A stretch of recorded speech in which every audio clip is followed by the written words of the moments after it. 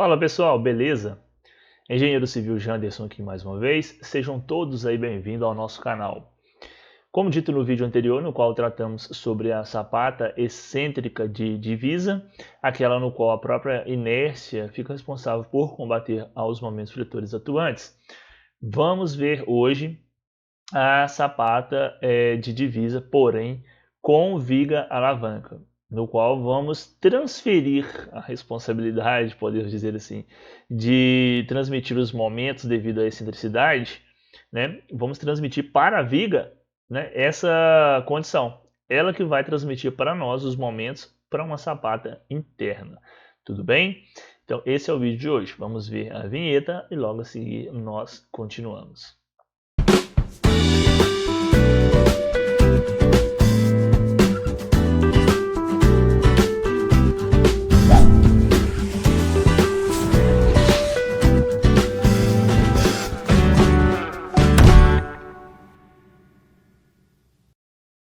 Muito bem, pessoal. Aqui é um caso típico, né? Eu trouxe para ilustrar para vocês.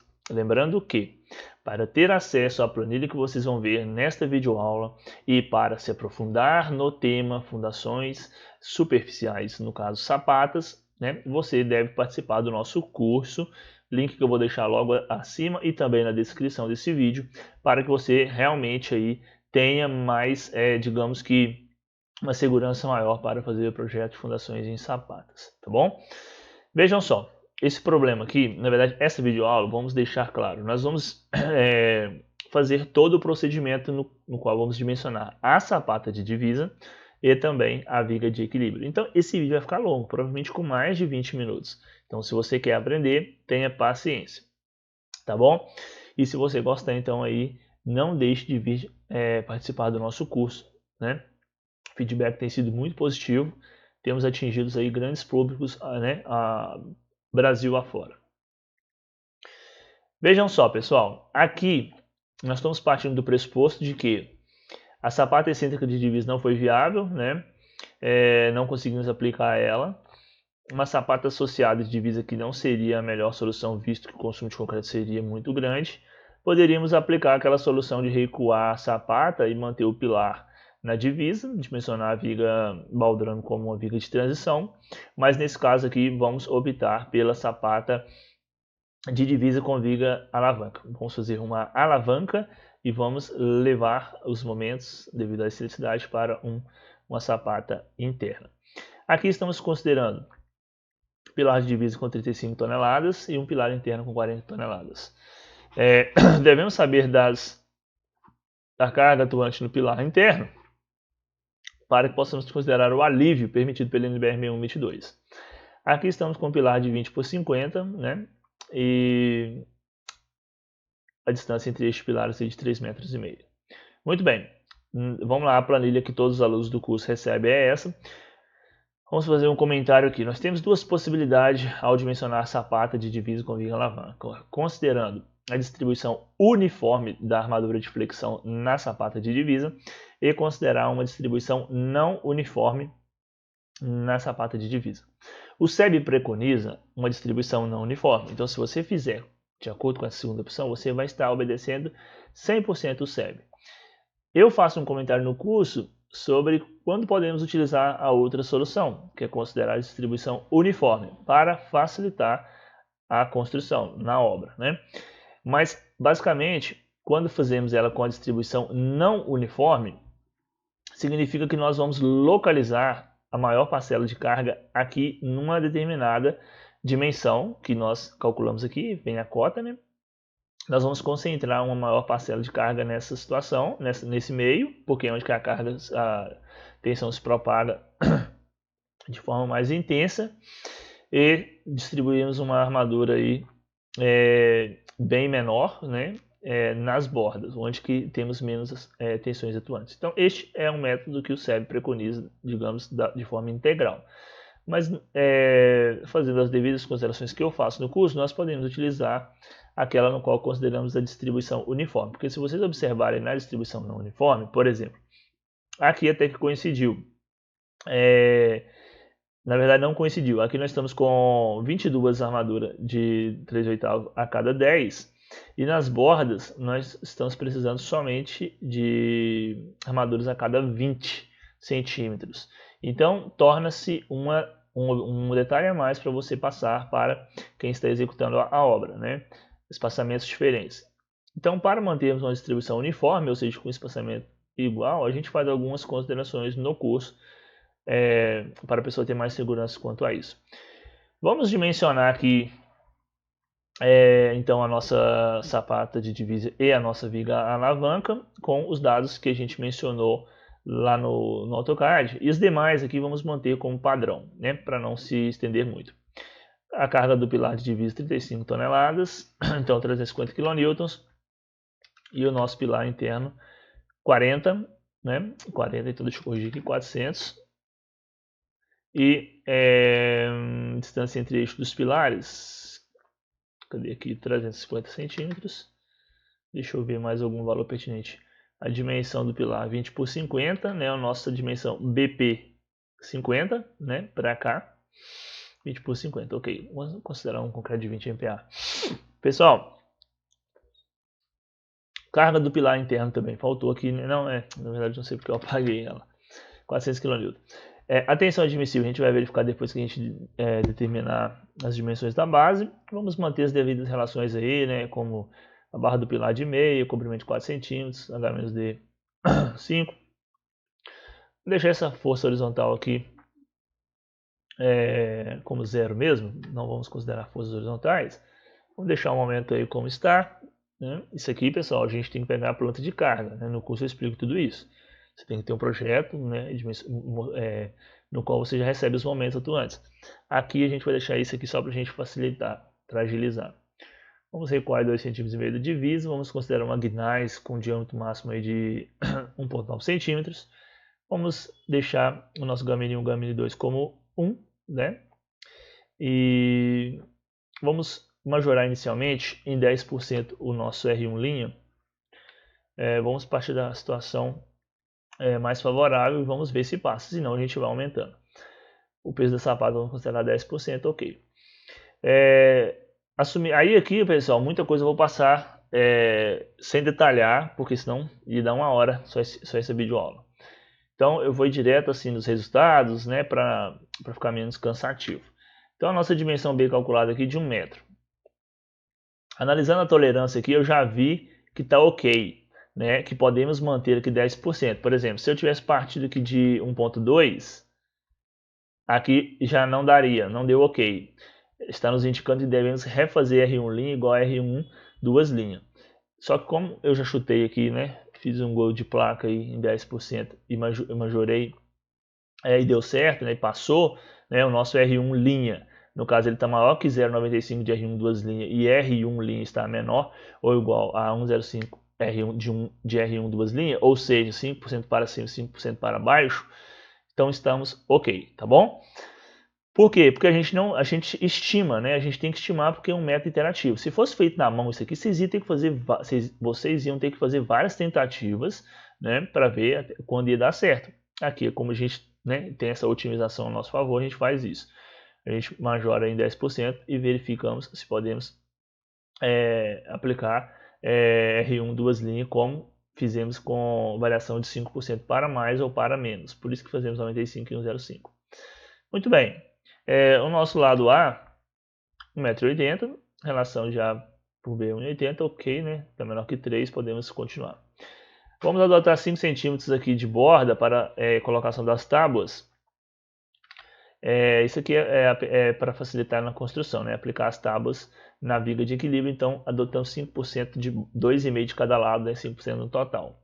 Largura BW aí 25, né? 20 da largura do pilar mais 5 de borda. A altura calculada aí que nós vamos adotar 55 centímetros. Balanços calculados. Altura útil. Comprimento de ancoragem. Também a nossa armadura está ancorada. E antes que eu me esqueça, né, não podemos esquecer, eu já estava me esquecendo. Após dimensionar as dimensões aqui, vamos só confirmar a tensão admissível se a gente vai continuar com este valor mesmo. Estimativa da menor base da sapata, deixa eu voltar aqui para a gente ver lá quanto que deu mesmo, que eu já esqueci, né? 1 metro a menor dimensão, então vamos adotar 1 metro. Vamos considerar que tenhamos essa sondagem, né? Isso aqui a gente já está considerando, mas isso aqui a pessoa pode editar, o aluno pode editar, né? O tipo de solo e a resistência. Vamos colocar a nossa sapata a 2 metros de profundidade, né? E vamos ver o nosso bulbo. Foi para 0,022. Vamos verificar se isso mudaria alguma coisa lá. Vamos trabalhar a favor da segurança. Não, podemos manter. Deixa eu ver aqui, deixa eu só confirmar. Devemos manter aqui 1,85, né? Então vamos manter 1,85. Houve um pequeno, diminuiu pouca coisa, mas está muito bom. Então verificamos a compressão, né, da diagonal comprimida e ok, passamos. Verificamos a aplicabilidade do método SEB também, ok. Vamos calcular aqui então, dimensionar estruturalmente a nossa sapata de divisa. Já dimensionamos ela geometricamente, agora vamos dimensionar ela estruturalmente. Vamos verificar a partir de uma barra de 3/8. Estamos com... Vejam o seguinte. O que eu vou fazer aqui, ó? Como vocês viram, vocês já estão acompanhando o canal há mais tempo, aqui embaixo nós temos uma taxa de aço final. Temos arredondamentos nessa planilha, né? Vocês têm o resultado final, mas essa planilha tem muito mais dado do que você consegue imaginar. Mas já nos deu aqui que nós temos com menos 1% de ácido do que deveríamos. Se eu colocar 10 a cada 10, eu vou ficar com muito mais ácido do que eu preciso, ou seja, 42%. Seria um desperdício, certo? Então o que eu vou fazer? Como eu já observei do lado de cá, que uma barra de 10, eu poderia ter um diâmetro até de 31 centímetros, eu vou manter aqui a cada 15, negligenciando esse 1%, isso é coisa minha, né? Aí você vai da sua interpretação, e vou manter do lado de cá também a cada 15. Né? Porque eu acho que eu ficaria com um consumo de aço muito grande se eu manter os dois a cada 10. Porque eu não pessoal, pode ter distribuições diferentes, né? Ou seja, na direção X diferente da direção Y, né? Você pode ter aqui a cada 15 e você pode adotar aqui a cada 20, por exemplo. Você pode adotar aqui a cada 10 e lá a cada 20. Você pode, nada impede, mas por uma questão construtiva de facilidade na hora ali da obra, prefiro colocar as duas dimensões com espaçamentos iguais. Tópico 6, então, vamos verificar aqui os esforços da nossa viga alavanca. Aquilo que a gente viu lá, vê lá no F2, né, aquele diagrama ali de esforço cortante momento, eu trouxe aqui para vocês para o Excel, né? Então, vocês não têm o trabalho de lançar a estrutura no F2, obter os esforços e vir para a planilha. Ela já faz isso para a gente. Então, vejam o nível de otimização da planilha. Então, o que acontece? Lembrando, né? Se você é novo, está conhecendo o canal agora, né? Temos um curso no canal de F2 gratuito, né? Temos aí, se eu não me engano, 9 videoaulas do básico ao avançado. Você tem interesse, pode ir no canal e procurar. Nós verificamos aqui os esforços na seção X igual a BP1, ou seja, aqui, né, na dimensão B do pilar. Então aqui a gente verifica, né, nessa posição que a gente...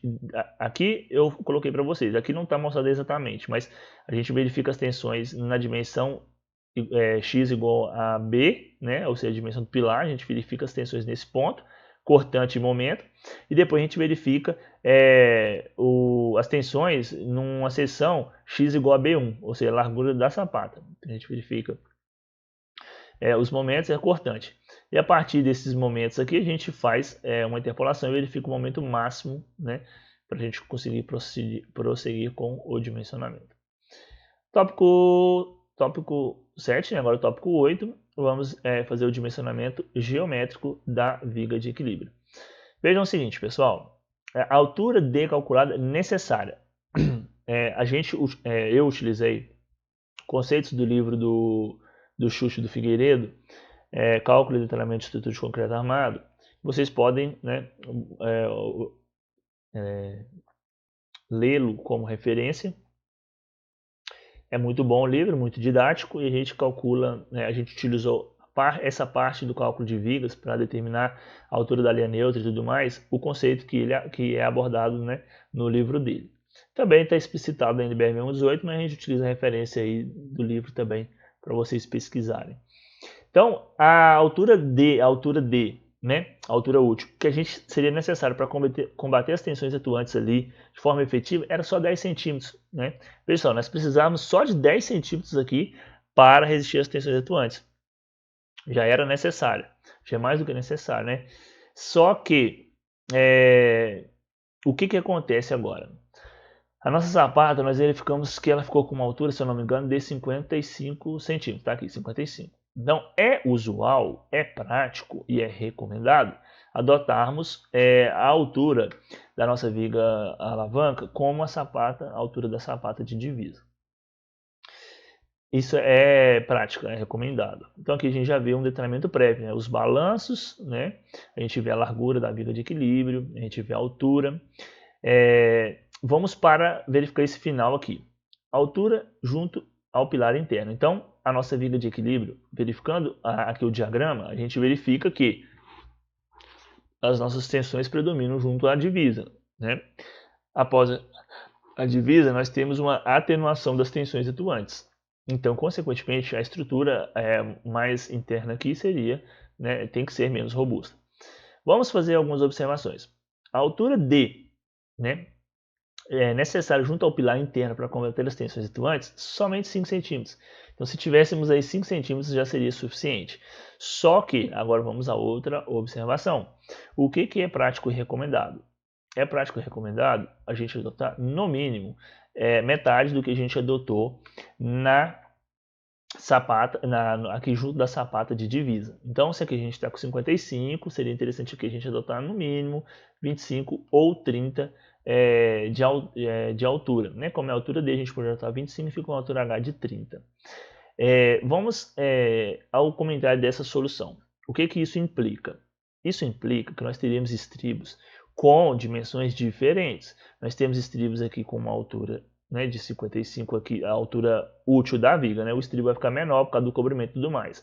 Mas nós temos uma altura X aqui, e essa altura, escalonamente, ela vai diminuindo. Aí você pensa o seguinte, Anderson, isso vai dar muito trabalho na obra, o pedreiro vai se perder, ele não vai saber quando que o estribo vai ter 40, quando que o estribo vai ter 36, quando que o estribo vai ter 32.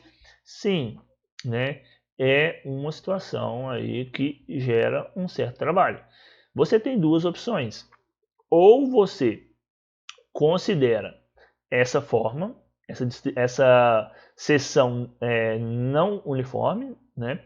E auxilia na execução para que não haja aí um erro. Ou você parte para uma outra técnica que é a de manter a viga com seção uniforme e os estribos aí ficam todos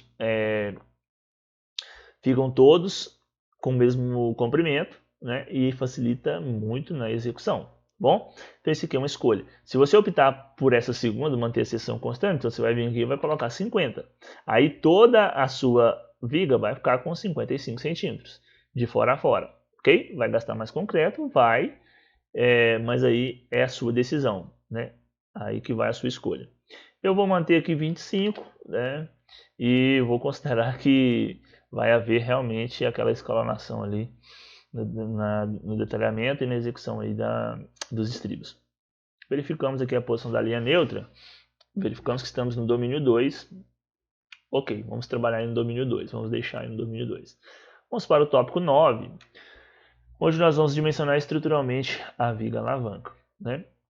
Aqui eu já vi que com a Fert 516 a armadura de flexão superior não está passando. Eu vou descer aqui no desenho para vocês verem, para vocês entenderem já o que nós vamos ver aqui para cima. Vejam o seguinte, aqui no desenho, N1, armadura de flexão na parte superior. N4, armadura de flexão na parte inferior. N3, armadura de pele, obrigatório para vigas acima de 60 centímetros. N2, armadura de costura. Janderson, N2 é armadura de costura obrigatório? Não é obrigatório. A norma não obriga a utilizá-la. Indica, né, a indicação da utilização da armadura de costura para aumentar a ductibilidade do elemento da viga. Quando nós estivermos com vigas com 2 ramos, nós vamos ter que colocar a armadura de costura, se você quiser considerar ela, junto da armadura de pele. É meio que como que se confundisse com a armadura de pele. Quando nós tivermos 4 ramos ou mais, nós vamos posicioná-lo como nesse corte, nessa seção dessa viga aqui. Vamos posicionar ela interna. Por isso que vai uma dica aqui. Quando ela for 2 ramos, entre aspas, tiver que se confundir com armadura de pele, eu recomendaria nem utilizá-la. Né? Pode deixar ela sem utilizar. Porque ela não é obrigatória. Por que a gente posiciona ela aqui internamente? Porque os ramos eles acabam ficando um pouco distantes um do outro e auxilia, né, ajuda a aumentar a ductibilidade da nossa sapata. Ali no meio da viga fica uma armadura trabalhando para a gente ali. Quando ela ficar com 2 ramos, você pode aí optar em utilizar ou não, porque ficaria como se fosse uma armadura de pele, tá bom? Então vamos lá. Já vi aqui que uma armadura de 5,16 não passa, vamos adotar uma de 3/8 aqui. Beleza, passou, né? Vamos ver aqui. Estamos com 7 barras na parte superior da nossa viga de equilíbrio. Você poderia optar aqui por adotar uma barra de meia e diminuir a quantidade de barras. Seria 5 barras. Só que uma barra de 3/8 ela é mais barata, né? Você tem que ver a questão de quantidade também, né? Fazer uma avaliação técnica aí depois. Mas estamos aí obedecendo o espaçamento, vamos manter ela mesmo. Vamos verificar na parte inferior aqui, 5,16 já passou, então vamos deixar, né? Vamos deixar ela com 5,16. A armadura de costura, vamos manter uma armadura 5,16 também, e vamos adotar 5 barras aí naquela extensão na altura da nossa viga. A armadura de pele, como nós temos uma altura aqui inferior a 60 centímetros, no caso 55, não precisamos da armadura de pele, né? Porque ela é obrigatória acima de 60 centímetros. Então, não precisamos colocá-las no detalhamento que formos fazer, por exemplo, no AutoCAD para mandar para a obra. Agora vamos verificar os estribos. Nós, por uma questão econômica, a gente dimensiona ele para aquelas tensões atuantes máximas junto à divisa e depois separamos do restante a partir da divisa, porque vamos precisar de estribos, de uma quantidade de estribos bem menor. Seria isso aqui para vocês, para ficar lúcido aí para vocês. Nessa parte nós vamos precisar de uma quantidade maior de estribo, às vezes um diâmetro maior, e nessa parte aqui, onde temos uma cortante menor, a gente... Desculpe aí, pessoal, estou um pouco gripado aí, espero que vocês compreendam. Então, vamos dimensionar, né, dessa forma. Aqui, ó, no tópico 9.5, junto da divisa, nós vamos partir de 2 ramos, né? No curso a gente detalha tudo isso. E como eu disse, pessoal, esse vai ser o último vídeo de divulgação da planilha, de tudo que vocês encontram e do curso. Mas a gente tem a sapata de divisa associada, ou também a sapata associada aí, interna, sem ser de divisa, no qual a gente detalha toda essa questão de ramos. O que são os ramos, né? 2 ramos, 4 ramos, 6 ramos, tudo isso. Tá bom? É sempre conveniente, o melhor, a partir de 2 ramos. Se sempre for possível utilizar 2 ramos, vamos adotar 2 ramos. Aqui vamos deixar 2 ramos, que eu já vi que já está passando. Vamos, como uma armadura transversal, uma barra de 3/8 eu acho aí, eu acho que a gente pode trabalhar com um valor menor. Vontade de espirrar e não espirro. Se eu manter uma barra de 5,16, ainda assim eu estou com a área de aço maior do que eu preciso, tá ok? Vamos tentar 6,3. 6,3 não passou, por quê? A minha área de aço necessária para o ramo 3,69, eu estou com 3,15. Pouca coisa? Mas eu prefiro não arriscar deixar aqui uma barra de 8,0.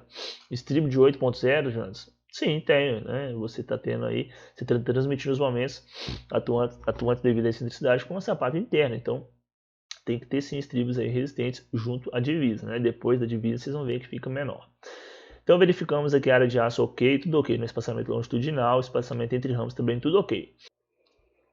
Muito bem, pessoal, continuando aqui, no tópico 9.6, quando verificamos a armadura transversal no estribo, além do trecho da sapata de divisa, já verificamos o seguinte, que 2 ramos não está sendo suficiente para que obedecemos o espaçamento transversal máximo que a NBR 6118 prescreve.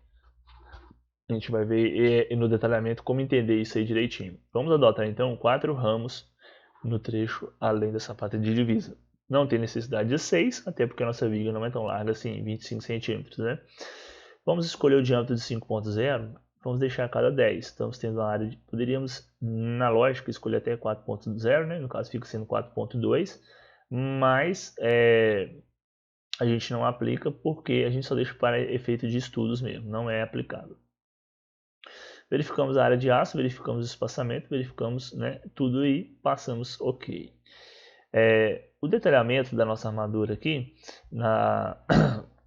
da viga alavanca, nós temos inicialmente a N1, armadura de flexão na parte superior, 7 barras 3/8 a cada 2 centímetros,83, então conseguimos aí vibrar, densar corretamente o nosso concreto. Temos também a armadura de costura, como eu disse, ela não é obrigatória, mas ela é recomendada para aumentar a ductibilidade. Como nós verificamos que aqui não precisamos de armadura de pele, essa parte aqui do detalhamento a gente ignora, né? Essa parte, a armadura de pele, a gente ignora. E então é recomendado sempre utilizar armadura de costura, né? Assim, eu recomendo, né? Não é obrigatório. Principalmente aqui que a gente não teve que usar armadura de pele, vamos então utilizar armadura de costura. Ela é colocada nessa dimensão. Estamos aqui com um comprimento de 1 metro no caso. E a armadura de flexão na parte inferior, né? Estamos aí com 5 barras de 5,16 na parte inferior. Aqui o detalhamento, como a viga ela é com altura variável, né? A armadura de baixo a gente arma ela dessa forma. Se fosse com altura constante, ela passaria direto. Aqui, né, o nosso corte esquemático para entendermos os posicionamentos da N1, N2, N3 e N4. E os nossos estribos, né, posicionamentos aqui N5 e N6. Estribos de 2 ramos, são os 2 ramos verticais, seriam esses. Junto à sapata de divisa, foi suficiente aqui estribos de 2 ramos, estribos de 8.0, 25,16 a cada 10 centímetros.